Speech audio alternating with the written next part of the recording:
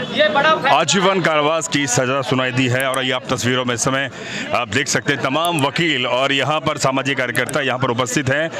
एक 5 साल तकरीबन लंबा मामला चला जिसके अंदर, और आप ये तस्वीर अपने आप में बयां कर रही हैं कि रेयरेस्ट ऑफ द रेयरेस्ट जघन्य हत्याकांड था जिसके अंदर 4 बच्चे और पति की प्रेमिका ने प्रेमी के संग मिलकर हत्या की थी। वो उम्र कैद की सजा सुनाई है, आजीवन दी है और मरते दम तक जेल में रहेंगे। और जो नाबालिग हैं उनका भी आगे आएगा, जजमेंट आगे आएगा। हाँ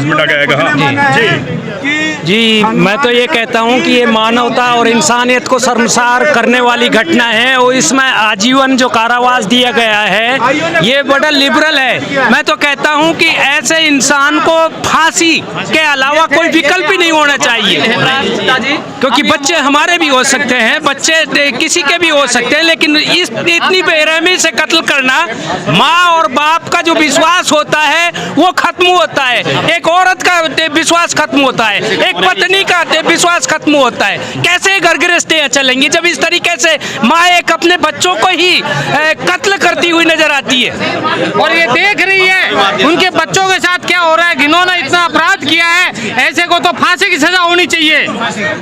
ऐसे समाज में ऐसे व्यक्ति को तो जीने का अधिकार नहीं होना चाहिए। देखो, भारत की जो कल्चर्स है, संस्कृति है, वो इसको बिल्कुल तवज्जो नहीं देती है। इससे घरों की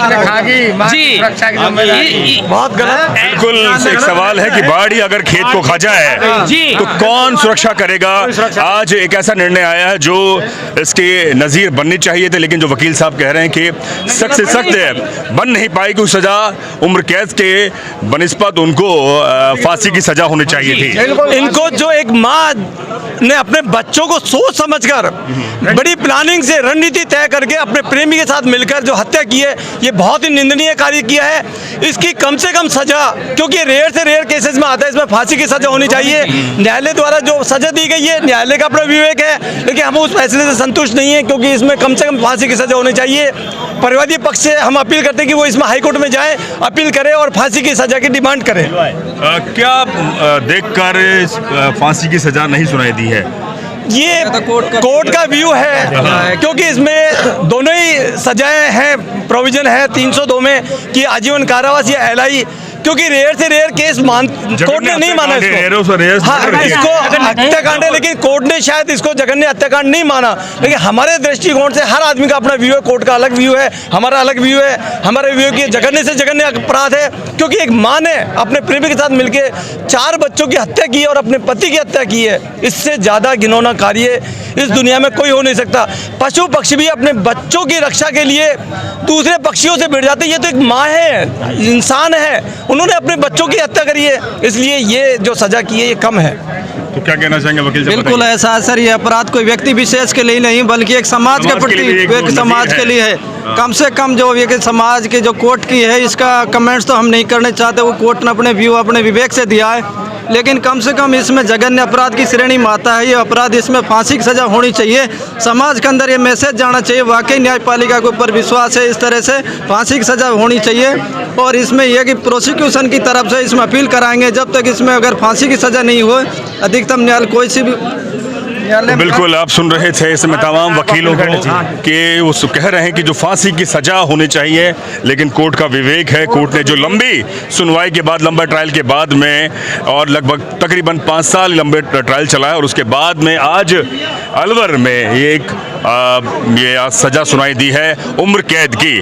और जो दो जुवेनाइल हैं उनको अभी पेंडिंग रखा है। जुवेनाइल का अभी पेंडिंग है, उसमें कार्रवाई चल रही है, लेकिन इसमें जो है पूर्ण रूप से फांसी की सजा होनी चाहिए थी। इससे हमको समाज के अंदर और दुनिया के अंदर और जनता में विश्वास बने कि ऐसे अपराध नहीं करने चाहिए। जिसने अपने माँ ने अपने बच्चों को काट दिया, और जो काटने की स्थिति, फायरिंग की स्थिति होती तो अलग बात होती, लेकिन गुस्सा जो इतना था, और ये एक बहुत ही कत्ल किया जिस तरह से इसने, वो समाज के लिए एक घिनौना अपराध है। और इसमें हम चाहते हैं कि फांसी हो और प्रोसिक्यूशन को इसमें अपील करनी चाहिए निश्चित रूप से, और चाहिए सुप्रीम कोर्ट तक हो, लेकिन और विशेष लोक अभियोजन जो बनाया गया है उसमें विशेष अभियोजन बनाया जाए हाई कोर्ट में। जी सर, बताएं क्या बताएं। सवाल यही है कि उम्र कैद की सज़ा सुनाई है, लेकिन जो rarest of the rarest murder case है, इसमें फांसी की सज़ा की जिस तरह से समाज ने भी मांग की है, 4 बच्चे, एक पति, एक महिला अपनी प्रेमिका के साथ में अगर इस तरह का जघन्य अपराध करती है तो एक बहुत बड़ा मामला है। देखिए, इस प्रकरण को मैं राज्य सरकार की ओर से मुझे विशिष्ट लोक अभियोजक नियुक्त किया गया था जी। न्यायालय का निर्णय है, निर्णय की कॉपी हमें मिलेगी और निश्चित रूप से हम ये जो दंड दिया गया है अपील करेंगे आप? इसको हम अपर्याप्त मानते हैं और केवल दंडादेश को, निर्णय को नहीं, केवल दंडादेश के एनहांसमेंट के लिए हम लोग माननीय राजस्थान उच्च न्यायालय पीठ जयपुर में अपील करेंगे और हम उम्मीद करते हैं कि माननीय राजस्थान उच्च न्यायालय से हमारी जो यहाँ डिमांड थी कि इस तरह के rare of the rarest case में कैपिटल पनिशमेंट यानी कि फांसी दी जाए, वो आज ना दी जाकर उसके विरुद्ध हम जो है दंड के खिलाफ जो है अपील करेंगे, निश्चित रूप से अपील करेंगे, लेकिन कॉपी मिलने के बाद और निर्णय का अवलोकन करने के बाद जो है अपील की जाएगी। ये महिला कह रही है कि मेरा कोई दोष नहीं है और इसमें पूरा दोषी वो हनुमान जाट है, क्या वो बचने के लिए सारे ये? देखिए, उसका जो प्ली है उसको कोर्ट ने सुना और सुनने के बाद जब कोर्ट ने उसको दोषी मान लिया तो उसके प्ली का कोई महत्व नहीं है। और मैं आपको एक बात बता देता हूँ कि जब उसके परिवार के 5 व्यक्तियों की हत्या हो गई और उसकी जानकारी में थी तो उसने पुलिस को इन्फॉर्म क्यों नहीं किया? वो हॉस्पिटल चली गई और हॉस्पिटल जाके उसने एक पर्चा बयान दिया पुलिस को और उस पर्चा बयान में उसने एक अजीब तरह के एलिगेशंस लगाए कि हमारे चचिया ससुर से हमारे झगड़े चल रहे हैं और उस वजह से लेकर इन्होंने ये सारा काम किया होगा। तो ये केस क्योंकि सर्कमस्टेंशियल एविडेंस का केस था, अगर एक्यूज पर्सन उसमें कोई गलत प्ली लेके अदालत में पेश करता है या पुलिस को देता है तो एक एडिशनल एविडेंस उसके खिलाफ मानी जाती है। तो मेरा उसने इस बात को सबको कंसील किया, इवन हत्या की साक्ष्य को विलोपित करने की कोशिश की, अपनी स्कूटी देकर एक्यूज पर्सन्स को वहाँ से भगाया। वो सारी एविडेंस जो है वो आई है। इवन उसने नींद की गोलियां दी हैं, जो नींद की गोलियां पिलाई हैं वो उनके मृतकों के विसरा में पाई गई हैं कि उनको सेडिशन दिया गया था।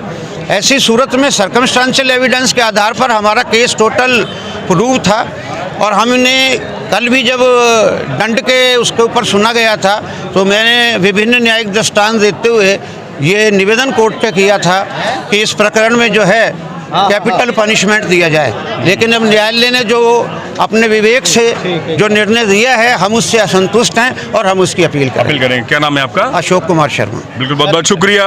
तो बिल्कुल आप अशोक कुमार शर्मा जो लोक अभियोजक को आप सुन रहे थे, उन्होंने कहा कि हम इस पे अपील करेंगे अपर न्याय हाई कोर्ट में और इस निर्णय से वो संतुष्ट नहीं है। जो rare of the rarest murder case है उसको लेकर जो सज़ा सुनाई दी है उसको लेकर वो नाखुश हैं, क्योंकि 5 जनों की हत्या होना अपने आप में वो पत्नी के सामने जो प्रेमिका है वो अपने आप में दर्शाता है कि इसको लेकर जघन्य से जघन्य अपराध है और उसको न्यायालय को सख्त सजा सुनाई देनी चाहिए, जिससे समाज में और देश के अंदर एक नज़ीर बने, एक उदाहरण बने।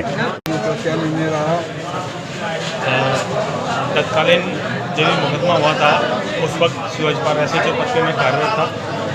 इस मुकदमे का जो अनुसंधान मेरे द्वारा किया गया था, इस मुकदमे के अंदर Alwar police team FSL team के द्वारा अथक प्रयासों से मुलजिमों को 72 घंटे के अंदर रिकवर किया और पूरी घटना का खुलासा किया। अलवर पुलिस टीम के द्वारा श्रीमान SP साहब राहुल प्रकाश जी, श्रीमान IG साहब हेमंत प्रदेश साहब के द्वारा उनके नेतृत्व में गठित टीम के द्वारा ये खुलासा हुआ था।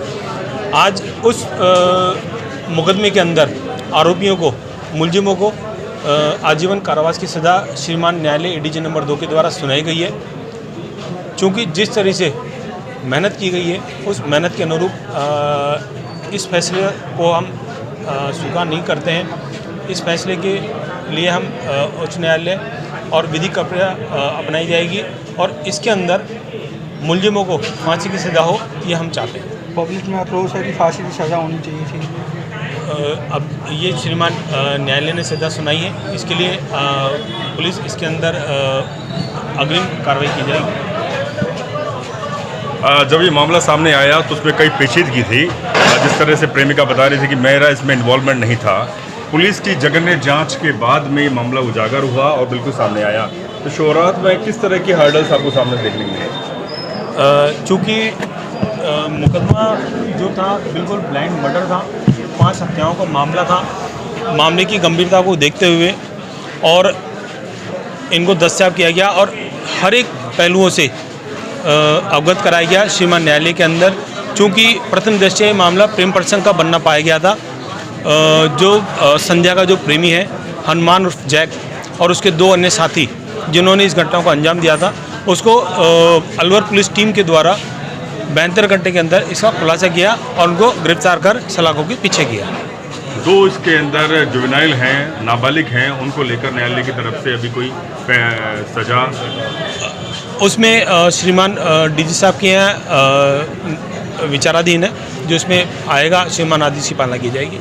जी, उम्र कैद की सजा सुनाई है, लेकिन जो ये rest of the rest murder case है, इसको लेकर एक बड़ी आवाज़ भी उठ रही है कि शायद इस पर न्यायालय ने थोड़ी शीतलता बरती है। क्या इसको आप अपील करेंगे आगे?